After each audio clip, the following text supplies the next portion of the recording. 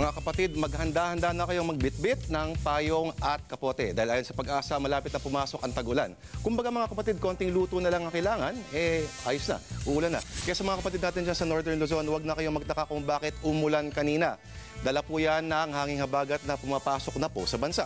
Hindi lang ang mga taga-Luzon ang mga karanas ng pag-ulan, kundi ang buong bansa. Lalo na bukas ng hapon dyan sa Mindanao. Pinag-iingat po ng Pag-asa ang mga kababayan natin nakatira sa mga mabababang lugar. Ito po yung mga areas na yan.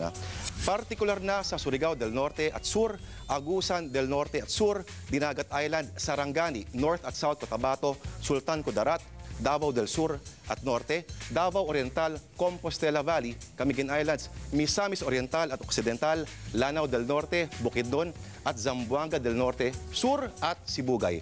Ayon po sa Pag-asa, malamang na magsimula ang tag-ulan bago matapos ang linggo o sa susunod na linggo. Pero may iba tayo.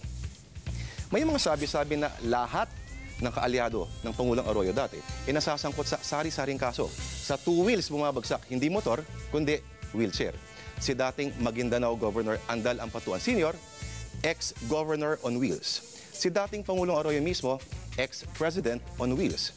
Pero ang Korte Suprema dati may proyektong sinimulan noong 2004 na gustong pabilisin ang paglilitis sa mga kaso sa buong bansa gamit ang mga huwes na nakasakay sa mga bus. Ang tawag sa proyekto, Justice on Wheels.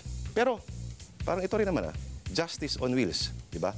At yan ang ulat panahon sa ngayon. Ako po si Lord De Vera nagsabing, sa hinaba-haba ng prosesyon, nauuwi sa alta presyon.